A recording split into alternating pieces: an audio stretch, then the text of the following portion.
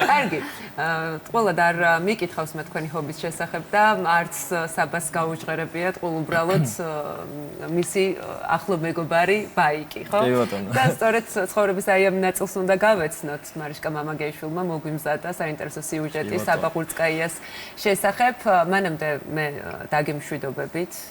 ძალიან დიდ წარმატებას გისურვებთ. დიდი მადლობა. შევხვდებით ერთმანეთს, იმიტომ რომ წინ კიდევ უფრო საინტერესო და კიდევ უფრო დაძაბული ეტაპები გველოდება და მიხარია რომ ერთად უნდა გავიაროთ აი ეს საფეხურები და აბა თქვენი იცით. გვასახელეთ კიდევ ბევრი. მადლობა. დიდი მადლობა. კარგი, ჩვენ კიდევ ვნახოთ საბა ყურწკაიას შესახებ სიუჟეტი და გავიცნოთ ეს ადამიანი კიდევ უფრო ახლოს.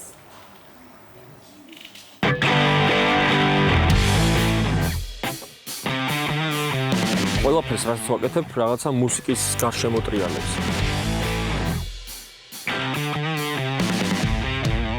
ბაიკერობა ჩემთვის არის ერთგვარი ცხოვრების სტილია.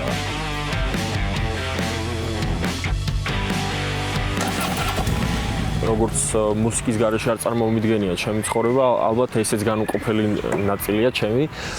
იმიტომ რომ სადაც არ უნდა წავიდე, უმეტეს შემთხვევაში ესეც თან მომყვა.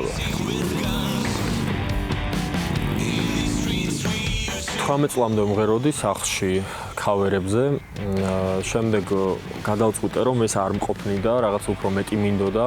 აღმოვაჩინე რომ ქუჩის მუსიკა იყო ამ ყველაფრისთვის ყველაზე კარგი საშუალება. ოჯახს ვუმალავდი რომ გავდიოდი ქუჩაში, იმიტომ რომ არც ისე კარგი დამოკიდებულება ჰქონდა ქუჩის მუსიკის მხრივ.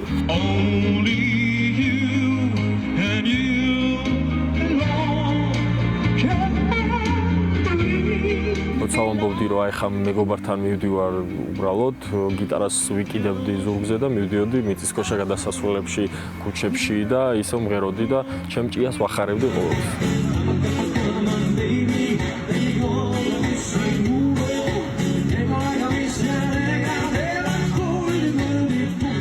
ერთ მშვენიერ დღეს, ერთ-ერთ მიწისქვეშა გადასასვლელში როცა ვმღეროდი, გამოიარა დედაჩემმა.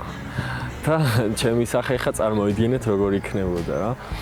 მაგრამ პირველი მან შემნიშნა და როცა შემნიშნა, ესე გაჩერებული იყო და მიყურებდა რა და მეც რო დავაკვირდი, ძალიან შემრცხვა მახსოვს. მხოლოდ ერთი პასუხი მქონდა მეტი არაფერი, მახსოვს რომ ვუთხარი რომ იმ საქმეს ვაკეთებ, რაც ყველაზე მეტად მიყვარს.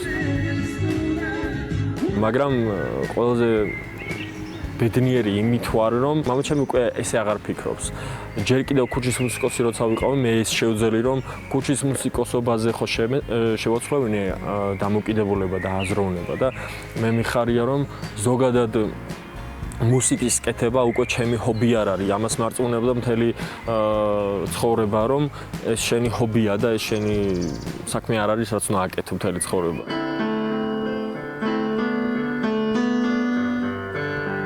ჩემთვის ძალიან დიდი წარმატება იყო, როცა ჩემი შრომით ამას მივაღწიე. გავაკეთე ჩემი სახლის პატარა სტუდია, ხმის ჩამწერის სტუდია, სადაც მაქვს იმის საშუალება, რომ ჩემ გემოზე, ჩემი სიმღერები, ჩემი ავტორის სიმღერები, რაც მაქვს, არანჟირება გავუკეთო. TikTok-ზე მაქვს მუსიკალური რუბრიკასავით, ესე რომ ვთქვათ, სადაც ვასრულებ არა მარტო ჩემს საავტორო სიმღერებს, არამედ cover სიმღერებსაც, უფრო ჩემეულ ვერსიებსაც, აკუსტიკურ ვერსიებსაც, გიტარასთან, კლავიშთან და წლების განმავლობაში, როცა ვაქვეყნებდი სხვადასხვა სტილის ვიდეოებს, რაღაც გამოცდილება დამიგროვდა, რომ დავიჭირე ის რაღაც ხაზი, რაც ხალხს მოსწონდა. და დავიჭირე რა, ეს აკუსტიკური ვერსიები, სხვადასხვა სიმღერების ჩემეული ვერსიები და ეს LED სათვალე, რომელიც აღმოჩნდა უფრო რაღაცა ჩემი სავიზიტო ბარათი ყველგან.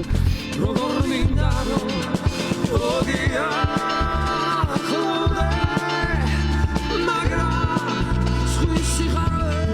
ყვავილების ნამაქერი შესევიან ლელია ბავშვობაში როცა ხმა მოვიღე და სიმღერა დავიწყე, მანამდე უკვე ძალიან დიდი ხნის განმავლობაში ჩემი ძმა მღეროდა ოჯახში. და უფრო პრიორიტეტი ნიკა იყო, იმიტომ რომ მე სუჩუმად ვიყავი. მორცხვი ბავშვი ვიყავი და ანუ არ შემეძლო რა, ეს რაღაც გამომეხატა. ალბათ ის რაც მე ესე ვაკვირდები ხოლმე, ის რაც მთელი ბავშვობის მანძილზე ჩუმად ვიყავი, ეხლა ვიღებ ყველაფერს და ეხლა მღერი საერთოდ ყველაფერს, რაც კი დაგროვებული მქონდა. განსაკუთრებული გულშემატკივარი შევიძინე ჩემი ძმის სახით.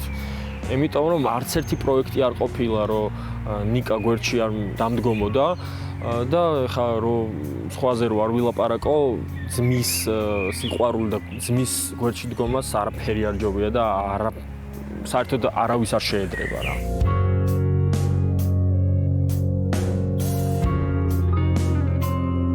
წლების განმავლობაში, თუნდაც ბავშვობაში, ყოფილვარ უფრო მაყურებლის ამპლუაში. ცისფერ ეკრანებთან ჯერ კიდევ ბავშვობაში როგორ მახსოვს სხვადასხვა პროექტები, მუსიკალური პროექტები, როცა გამოდიოდა ხოლმე, ერთი სული მქონდა, რომ მეც გამოვსულიყავი და აი ოცნებად პირდაპირ ვიტყვი, რომ ოცნებად მქონდა, რომ მეც გამოვსულიყავი და მეც მიმეღო მონაწილეობა. როცა გავიზარდე და უკვე მომეცა საშუალება, რომ უკვე ჩემით მიიღო რაღაცა ცხოვრებაში რაღაც გადაწყვეტილებები, უკვე მევდგამ ამ ნაბიჯებს და ძალიან იხარია ეს ყველაფერი და არც უნდანობ ამ ყველაფერს სიმართლე რომ ვთქვა.